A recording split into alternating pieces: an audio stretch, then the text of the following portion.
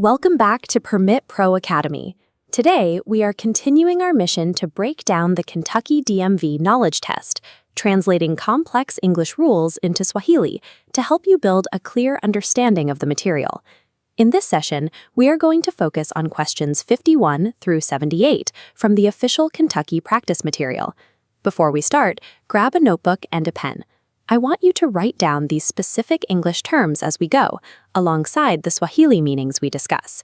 Learning these concepts in Swahili prepares you to recognize how they are phrased in English on the exam. This method is designed to help you navigate the test by making the logic behind the questions feel more familiar. We'll begin with our first study block, emergency vehicles and right-of-way. Question 51 deals with seeing an emergency vehicle using its siren and flashing lights. When this happens, yield the right-of-way by driving to the right edge of the road and stopping. In Swahili, pisha njia kwa kusogea upande wa kulia kabisa na usimame. Moving to question 56, we see the broader concept of right-of-way, or haki ya kupita. In standard traffic, this describes the orderly system of whose turn it is to proceed. Question 62 introduces a specific scenario. What if you are already inside an intersection when an ambulance approaches? Do not stop in the middle of the crossing. You should finish crossing the intersection first and then pull over to the right and stop. Question 64 reinforces this. Question 53 explains why drivers on a freeway look farther ahead than they would on a city street. Scanning the road early allows you to spot potential hazards, or hatari, before they become immediate problems. Question 54 sets up a situation where oncoming vehicles are left and parked cars are right. To manage both risks, steer a middle course. By splitting the distance, you give yourself room to maneuver. In Swahili, endesha katikati wa hizo hatari mbili. Question 55 addresses rubbernecking, which is the act of slowing down to look at accidents or other distractions. This behavior is dangerous because it leads to traffic congestion. Usipunguze mwendo kushanga ajali. Question 59 reinforces this by advising drivers to maintain a space cushion on all sides of the vehicle at all times to ensure there is room to react. Defensive driving is about maintaining a steady, predictable flow and keeping your focus on the road instead of roadside distractions. Let's move to our third study block, road rules and intersections. Take a look at question 52. It asks if you can drive off the paved road to pass another vehicle. The law is clear. You may do so under no circumstances. Ni marufuku kabisa. Questions 57, 63, and 65 cover the standard hierarchy of turns.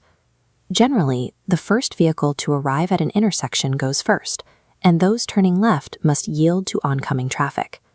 At a stop sign, before moving forward, you must look left, then right, and then left again. Angalia kushoto, kulia, kisha kushoto tena. These intersection rules are in place to create a predictable environment, which helps prevent collisions when multiple drivers meet at a single point. Study Block 4 covers vehicle control and communication. Question 61 describes hydroplaning, which is when tires lose traction on wet roads. To regain control, you should take your foot off the gas pedal. Toamgu kwenye mafuta. Questions 70 and 71 focus on visibility and traction. When road conditions are less than perfect, such as during heavy rain or snow, the rule is to drive below the posted speed limit. Question 74 explains that if your vehicle breaks down on the highway, you should use your four-way flashers. In Swahili, hizi ni taa za dharura, and they serve to warn others of your presence on the shoulder. Managing your vehicle's safety involves more than just steering. It is also about making your situation clear to everyone else sharing the road. Our final study block for this session is driver focus and well-being. Questions 66 and 72 deal with physical fatigue. Driving while tired slows down your reaction time, making it harder to respond to sudden changes in traffic. Question 73 addresses road rage. If you encounter an aggressive driver, the safest choice is to remain calm and let the other driver pass. Msamehe na muache apite. Finally, we come to question 78. This question describes a specific feeling, when you are on a long drive, staring blankly ahead at the road, zoning out, and your mind.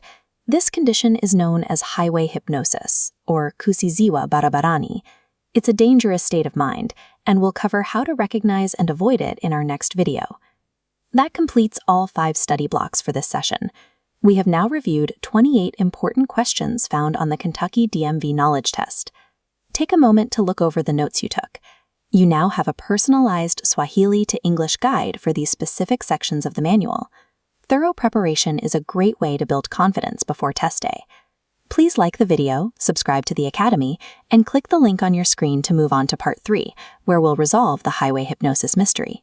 See you there!